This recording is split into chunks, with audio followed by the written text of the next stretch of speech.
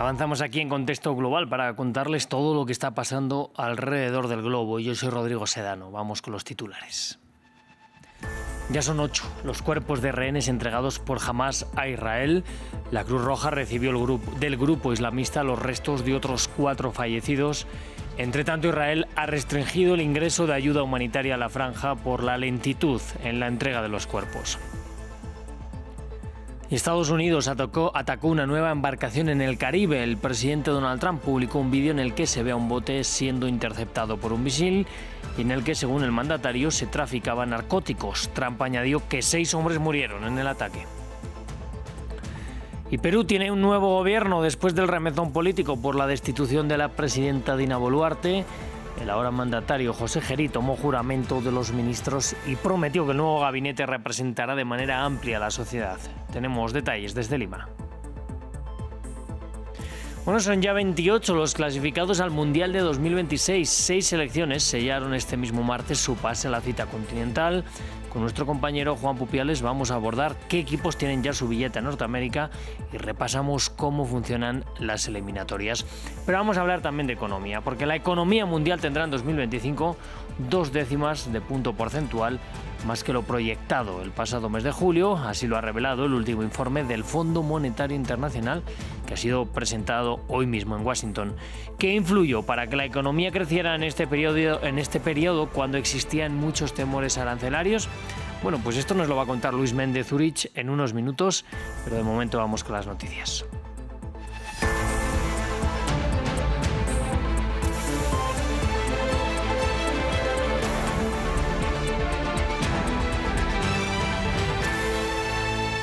Vamos a empezar el informativo con la mirada puesta en Medio Oriente. Hamás entregó este martes los restos de otros 4 rehenes que fallecieron en su cautiverio y con ellos ya son 8 los cuerpos trasladados a Israel.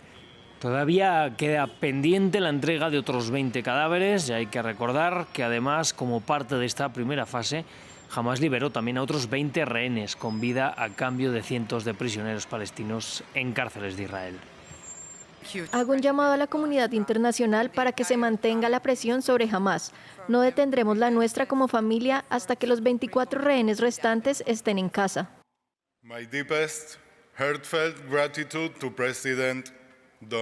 Mi más profundo y sincero agradecimiento al presidente Donald Trump. Gracias a él estoy vivo, gracias a él estoy aquí hoy y gracias a usted, mi hermano pequeño, finalmente está en casa. And thanks to you, my little brother is finally home. Bueno, la entrega de estos 4 nuevos cuerpos se da en medio de denuncias del gobierno israelí de una demora en el proceso por parte de Hamás. Esto ha llevado al gobierno de Benjamín Netanyahu a restringir el ingreso de la ayuda humanitaria a la Franja de Gaza. El paso de Rafah, en el extremo sur del enclave, ha permanecido cerrado, esto pese a que el gobierno egipcio esperaba abrirlo durante la jornada. Hemos recibido esta comunicación de las autoridades israelíes y, por supuesto, seguimos alentando a las partes a que cumplan con los acuerdos establecidos en los parámetros de alto el fuego. Y sin duda esperamos que se entreguen los cuerpos de los rehenes y que el alto el fuego se siga aplicando. En cuanto a los cruces, podemos confirmar que hoy se cerraron, pero seguimos recogiendo ayuda porque no todos los días cuando llegan cosas se recoge todo de inmediato. Y en medio de todo el proceso, el instigador de este intercambio, el presidente de Estados Unidos, Donald Trump, ha vuelto a lanzar una advertencia a Hamás. El magnate ha dicho que han recibido un compromiso de cumplir con el desarme, pero que si no llegara a pasar, les obligarán a hacerlo, incluso con violencia.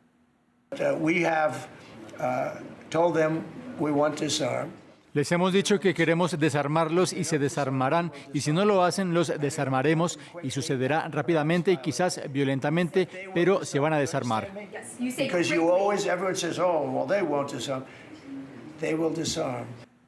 Bueno, sin embargo, ante la retirada parcial de las fuerzas israelíes, crecen los reportes de combates entre Hamás y otras facciones armadas en la Franja de Gaza, además de la publicación de un vídeo en el que se puede observar la ejecución en plaza pública de 8 personas acusadas por Hamás de colaboracionismo con Israel. Unas imágenes cuya veracidad fue confirmada por fuentes del grupo palestino a la agencia Reuters. Para analizar estas informaciones vamos a hablar hoy con Ignacio Rulansky, él es doctor en Ciencias Sociales y docente en la Universidad Torcuato Di Tella. En primer lugar, gracias por estar aquí una vez más con nosotros en France 24. Estas imágenes que hemos visto hoy son parte de una nueva realidad tras este conflicto por el control del territorio, o ya eran habituales antes del 7 de octubre. Bien, buenas noches, gracias por la invitación. No, lamentablemente son imágenes que se retrotraen a momentos anteriores, incluso al 7 de octubre y los sucesos de estos últimos 2 años. Si bien Hamás es notoriamente la fuerza palestina más potente en la Franja de Gaza y con simpatías también fuera de ella, en Cisjordania, por ejemplo, no es la única fuerza con ambiciones de dominio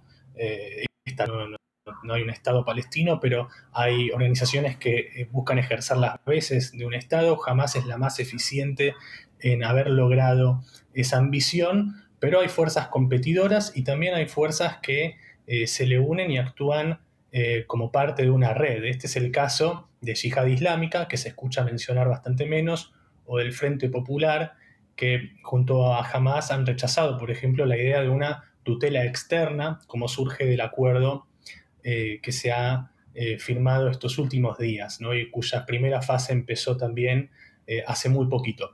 En cuanto a lo que estamos observando de estas imágenes, donde hay grupos que se enfrentan a Hamás y a sus aliados, tenemos que poner el acento entonces en clanes, la organización social de los palestinos, en general de los pueblos del Medio Oriente, del Levante, tiene que ver con estructuras clánico-tribales, entonces la identidad de la pertenencia a un clan y por lo tanto los liderazgos de los clanes constituyen un factor de poder, entonces hay clanes que se oponen a Hamás, del mismo modo que también hay grupos como el que lidera Abu Yahaba y líderes de clanes que lideran grupos que se presentan como milicias anti-Hamás, pero que a la vez ejercen actividades, por ejemplo, delictivas, que en el marco de estos 2 años de enfrentamiento se los ha presentado a veces como alternativas posibles a Hamás, pero que al mismo tiempo son grupos vinculados, como digo, con el crimen organizado. Claro. Entonces hay todo tipo de actores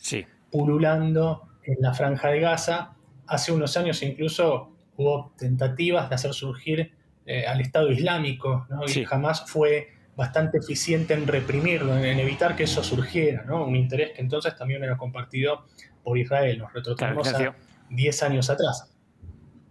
Sí, quería preguntarle también cómo encajan estas noticias, estas imágenes que hemos visto hoy con el anuncio por parte de Trump de un desarme de Hamás. No sé si suena más a promesa vacía o poco real, al menos. Bueno, Trump dio 2 enunciados que suenan un poco contradictorios hoy, ¿no? El primero es que vos estabas reseñando recién. Los vamos a desarmar por las buenas o por las malas, ¿no? Mejor que sea por las buenas, pero los vamos a desarmar es una certeza. Al mismo tiempo uno ve estas imágenes de ejecuciones sumarias, de redadas, de enfrentamientos entre Hamás y clanes palestinos, donde entonces se ejerce la justicia por mano propia, y Trump planteó a todo esto, bueno, no me molesta porque se trata de pandillas, ¿no? De bandas criminales. Es una manera de caracterizar, por ejemplo, algunos de estos clanes opositores a Hamás. De manera tal que se le ha permitido, dijo Trump, por cierto tiempo, que es una ambigüedad, un tiempo razonable, no sabemos cuánto tiempo será eso, ¿no? Pero se le ha permitido en este marco inicial, por lo menos del acuerdo, y quedando abierto el futuro político de la organización, ¿no? Que Hamás ejerza ciertas funciones de policía en los territorios que va recuperando en la medida en que las tropas israelíes se repliegan hacia la línea acordada. Entonces, dentro de ese terreno, bueno, ya se han producido enfrentamientos, asesinatos y también ejecuciones sumarias que cumplen una función espectacular, que es demostrar la ejemplaridad del poder de Hamás, ¿no? Es decir, que no han sido del todo vencidos, tienen mucho que demostrar a todo esto, tanto a los palestinos en la Franja de Gaza y en general, como también al público internacional. Es decir, que no están dispuestos a ceder, ¿sí? Su autoridad frente a grupos competidores, rivales internos, vecinos suyos, ¿no? Y a la vez que se enfrentan también a este delicado cronograma que no está del todo acordado de entrega de los cuerpos de los rehenes muertos, que es otro punto que estabas comentando hace unos minutos, ¿no? Entonces, bueno, hay cierta ambigüedad con respecto a las dos cuestiones. Pues Ignacio Rulansky, muchísimas gracias por estar con nosotros, ayudarnos a entender un poco más qué está pasando también ahora al interior de la Franja de Gaza. Gracias a ustedes. Nosotros volvemos a América Latina porque Donald Trump ha anunciado un nuevo ataque este martes contra un bote frente a las costas de Venezuela. Este sería el quinto bombardeo en aguas internacionales en las últimas semanas por parte de Estados Unidos. Aunque de momento la mayoría de las veces solo han sido informados por el presidente sin mayores pruebas. En el más reciente hecho, Trump dice que el ataque mató a 6 presuntos narcotraficantes, aunque hace una semana el presidente señaló que ya no quedaban barcos que traficaban drogas en el Caribe, una presencia que Venezuela ha denunciado como maniobras amenazantes que ponen en peligro su soberanía. Esto dijo Trump. En virtud de mis facultades como comandante en jefe, esta mañana el secretario de Guerra ordenó un ataque cinético letal contra un buque afiliado a una organización terrorista designada que se dedicaba al narcotráfico frente a la costa de Venezuela. El ataque se llevó a cabo en aguas internacionales y 6 narcoterroristas varones a bordo del buque murieron en el ataque. Bueno, y Perú tiene un nuevo gobierno tras 4 días de la destitución de la entonces presidenta Dina Boluarte. El mandatario que le sucedió, José Gerí, nombró hoy a sus ministros y puso 2 condiciones para la elección de sus funcionarios: que no fueran congresistas ni ministros salientes y que el gabinete representara una base amplia, un guiño al descontento social que presionó la salida de Boluarte. Nuestro corresponsal en Lima, Francisco Zacarías, nos lo cuenta. Tras 4 días de haber asumido la presidencia de Perú, José Gerí tomó juramento al nuevo primer ministro y a los ministros de Estado que el mandatario ha denominado el Gabinete de Transición y Reconciliación Nacional. Ernesto Álvarez Miranda es el nuevo primer ministro, quien será el encargado de tender puentes de diálogo con los diferentes sectores del país para procurar estabilidad en plena crisis política y una constante convulsión social debido a la inseguridad ciudadana. Su perfil académico y jurídico, al haber sido catedrático y ex magistrado del Tribunal Constitucional, le otorgan credenciales para dirigir el gobierno de José Gerí. Sin embargo, muchos peruanos lo rechazan en las redes sociales. Se le acusa de ser ultraderechista y defensor de la represión policial contra los manifestantes y de cuestionar la legitimidad de la Corte Interamericana de Derechos Humanos. Asimismo, critican a los integrantes del gabinete por haber nombrado a exministros en la gestión de Dina Boluarte, como en el caso de la nueva ministra de Economía, Denise Miralles, quien hasta hace unos días se desempeñaba como viceministra de esa cartera. También se cuestiona que muchos de los hoy ministros se desempeñaron como altos funcionarios de gobierno durante el mandato de la expresidenta Boluarte. En 30 días, el primer ministro Ernesto Álvarez tendrá que presentarse junto a los ministros en el Congreso para mostrar su plan de gobierno y solicitar el voto de confianza. En el Parlamento las posiciones son divididas. Por lo pronto, algunos legisladores de izquierda han adelantado que le negarán la investidura. Y ahora vamos a Bolivia. Mientras se acerca la segunda vuelta presidencial del domingo, un tema podría pesar en el voto de los electores: la hoja de coca. La violencia vinculada con el narcotráfico ha aumentado en el país andino y el candidato conservador Jorge Tuto Quiroga prometió luchar contra el tráfico de droga. En especial, quiere erradicar los cultivos de coca de la provincia de Chapare, cuyos cultivos se destinan a la producción de cocaína, según explicó. Nos lo cuenta William Gasso. La coca pesa en el debate presidencial en Bolivia. Jorge Tuto Quiroga tiene la provincia central de El Chapare en su mirada. Según el candidato conservador, los cultivos de hoja de coca en esta región se destinan a la producción de cocaína. El país andino es el tercer productor mundial del alcaloide y Quiroga prometió combatir el narcotráfico. El problema de la cocaína que se produce en Chapare es que se va al Brasil y del Brasil se va a Europa. Esa es la cadena. La primera cooperación va a ser con la Federal Brasileña. Tendremos gente allá y ellos tendrán gente y oficinas acá. La segunda con la Federal Argentina. Ya hemos conversado, va a venir la Federal Argentina. En el Chapare, el cultivo de la hoja de coca no es ancestral, a diferencia de los Yungas, zona ubicada al norte de La Paz, donde se cosecha coca desde tiempos prehispánicos. El cultivo en Chapare empezó en 1953 y tomó fuerza con el auge del tráfico de cocaína. Jorge Tuto Quiroga defiende una política de mano dura para erradicar los cultivos. Sin embargo, Rodrigo Paz, que terminó primero en la primera vuelta, no ha expresado posiciones claras al respecto. Dijo que Bolivia necesita colaboración internacional para combatir el narcotráfico, pero su fórmula vicepresidencial aseguró que se respetará la producción de coca en el Chapare. Y es que el Chapare no es cualquier provincia, se trata del fortín político del expresidente Evo Morales y ambos candidatos intentan seducir a sus electores antes de la segunda vuelta del domingo. Bueno, pues les avisamos también que aquí vamos a estar este fin de semana en France 24 siguiendo estas elecciones. De momento vamos a seguir con más información. Información, por supuesto, deportiva que llega aquí a estas pantallas con Juan Pupiales una vez más. Bienvenido, Juan. Muchísimas gracias, Rodri. Venga, vamos con fútbol, que ha habido mucho fútbol hoy de selecciones porque se va encarrilando esa clasificación al Mundial. Así es, ya tenemos a 28 países clasificados a la máxima cita del balompié. Este martes sellaron su billete Inglaterra, Sudáfrica, Costa de Marfil, Senegal, Qatar y Arabia Saudita. Vamos a comenzar este breve repaso con las eliminatorias europeas. Los tres leones que se convirtieron en el primer equipo del viejo continente en avanzar a la fase final de la Copa Mundo, luego de golear 0-5 a Letonia en la octava fecha del grupo K. Con 2 goles de Harry Kane, Inglaterra se asegura ese primer lugar del grupo y clasifica al Mundial. Mientras tanto, Portugal dejó escapar la victoria y la posibilidad de clasificar de manera directa luego de enfrentarse a Hungría y empatar en el último minuto en el grupo F. Szoboszlai amargó la fiesta de Cristiano Ronaldo, que marcó 2 goles y se convirtió de paso en el máximo anotador en la historia de las eliminatorias con 41 dianas. Resultado final de 2-2. España también ganó y gustó en el grupo E 4-0 ante Bulgaria. Esto en el grupo A para sumar 12 puntos de 12 posibles. 15 goles a favor, ninguno en contra e iguala su mejor registro invicto con 29 partidos para la Roja, además con récord de imbatibilidad para su portero Unai Simón también. Esto dijo su seleccionador.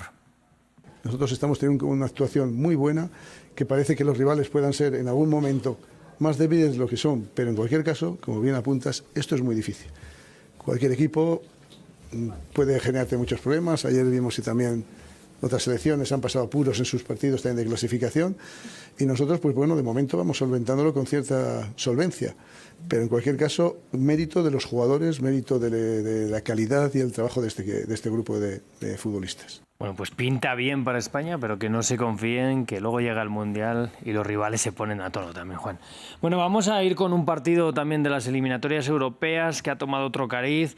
Ha habido protestas y con actos no ha habido cierta violencia en Italia, ¿verdad? También. Sí, partido con tinte político. Se trata de ese duelo del grupo I entre Italia e Israel en Udine y que estuvo marcado por una gran marcha en favor de la causa palestina, tónica similar a lo que se registró ya en el duelo previo de Israel en Oslo ante Noruega.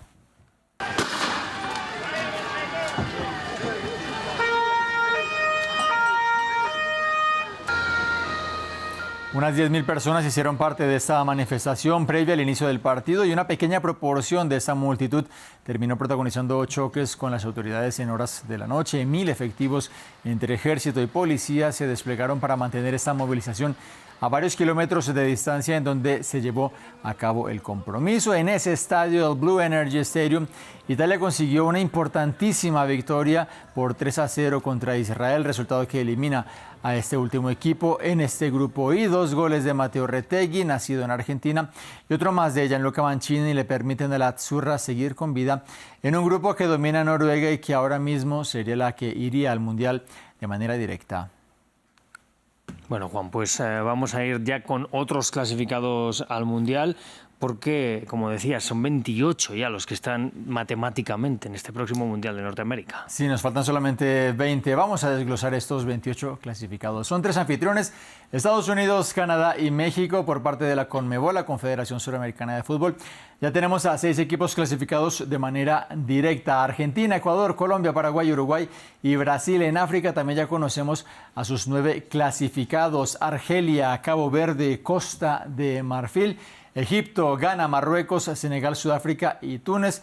Vamos a pasar ahora a la Confederación Asiática, que también tiene ya sus 8 plazas directas. Australia, Irán, Japón, Jordania, Corea del Sur, Qatar, Arabia Saudita y Uzbekistán. Por la UEFA, solamente como les hemos comentado, un clasificado hasta ahora, Inglaterra, y por Oceanía, otro clasificado, Nueva Zelanda. Selecciones debutantes que tenemos en esta Copa Mundo hasta ahora, tenemos a Cabo Verde, a Jordania y a Uzbekistán, que por primera vez van a ir a una Copa Mundo. En esos playoff, internacionales que vamos a detallar más adelante. Tenemos actualmente a Bolivia y a Nueva Caledonia. Pero veamos ahora cómo es entonces el proceso para clasificar a este mundial. De nuevo, 3 anfitriones por la CONMEBOL, 6 plazas directas y un repechaje, ese es 6+1, por la CONCACAF, la Confederación Centroamericana de Norteamérica y el Caribe, 6 plazas directas y 2 repechajes. Y en esas 6 plazas directas ya se incluyen esas plazas de Estados Unidos, México y Canadá como países anfitriones. Por África, 9 plazas directas más un repechaje.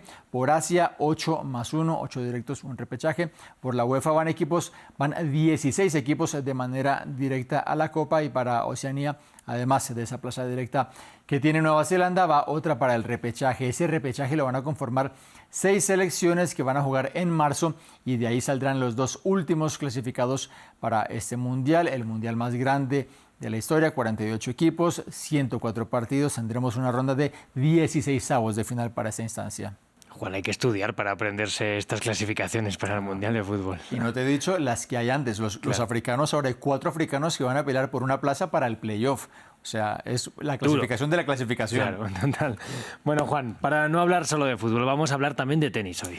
Sí, Rodri, y de un hombre que viene de dar una de las mayores sorpresas del tenis, el monegasco Valentin Vacheron, quien el domingo se convirtió en el jugador de peor ranking en la historia en ganar un Masters 1000. Además, el que era el 204 del mundo le ganó a su primo, recordémoslo, al francés Arthur Rinderknecht. Vacheron fue recibido hoy en el Principado de Mónaco por nada menos y nada más que el príncipe Alberto, 2 días después de su gesta particular. El tenista, nacido en suelo francés, presentó el trofeo y dijo que para él comienza ahora una segunda etapa de su carrera. También estuvo presente Mélanie Antoinette de Massy, quien es la presidenta de la Federación Monegasca de Tenis. Bueno, pues Juan, con tenis, bonita historia la de los primos, desde luego. Vale, vamos a cerrar con este tenis. Muchísimas gracias y te esperamos estas jornadas próximas para estos clasificados que todavía nos quedan del Mundial. Aquí estaremos con más información, Rodri. Venga, Juan, gracias. De momento vamos con economía. Bueno, hoy la economía viene cargada de noticias sobre el FMI. Vamos a verlo en apenas unos instantes, pero primero les tengo que presentar a mi compañero Luis Méndez Zurich, que ya está aquí también en el estudio. Bienvenido. Por supuesto que sí, Rodrigo, un placer. Bueno, Luis, como digo, FMI ha dado previsiones de la economía mundial y parece que mejor de lo previsto, ¿verdad? Así es, estamos hablando respecto al último informe del año 2025. Vale recordar que el próximo, el que recoge los datos de todo este año, ya será presentado en enero de 2026. Pero respecto al presente documento, el organismo multilateral reveló que la economía mundial crecerá 0,2 de punto porcentual para este año, situándose en 3,2%, lo cual refleja una caída respecto a los datos del año pasado, cuando cerró en 3,3%, pero un avance desde el 3% revelado en el informe de julio del presente año. El FMI también sustenta estos datos que hubo un menor impacto de la guerra arancelaria y el incremento en torno a las inversiones en nuevas tecnologías.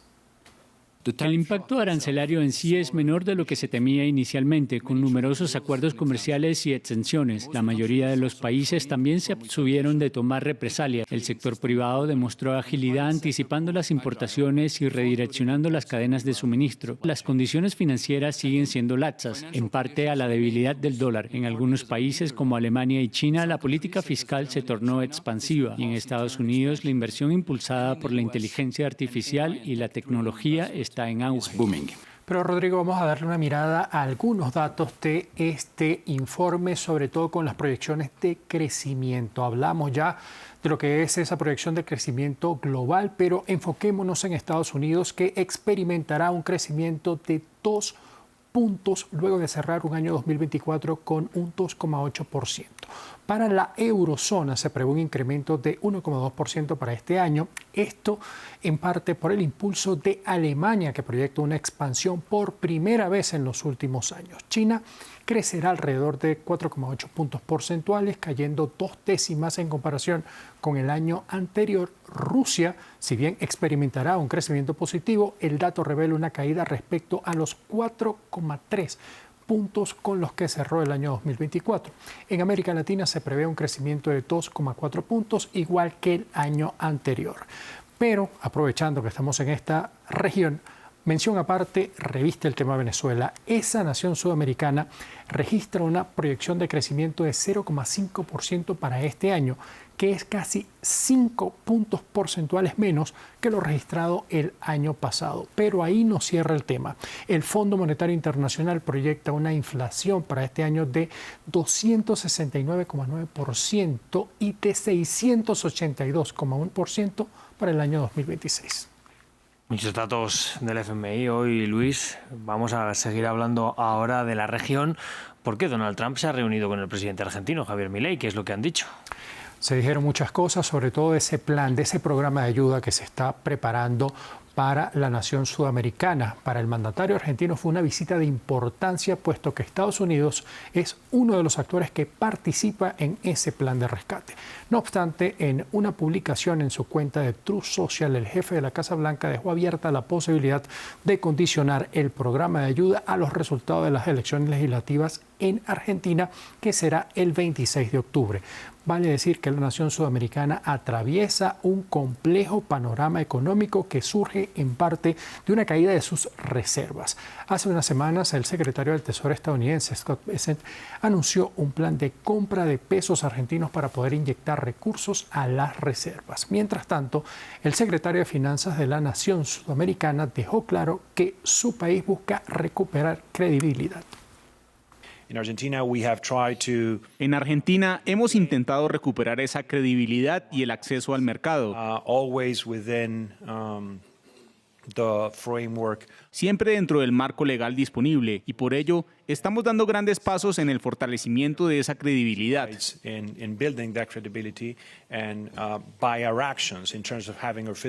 Nuestras acciones en términos de disciplina fiscal y monetaria, crecimiento e inversión en el país, también aliviarán la carga de la deuda que enfrenta nuestro país y algunos otros.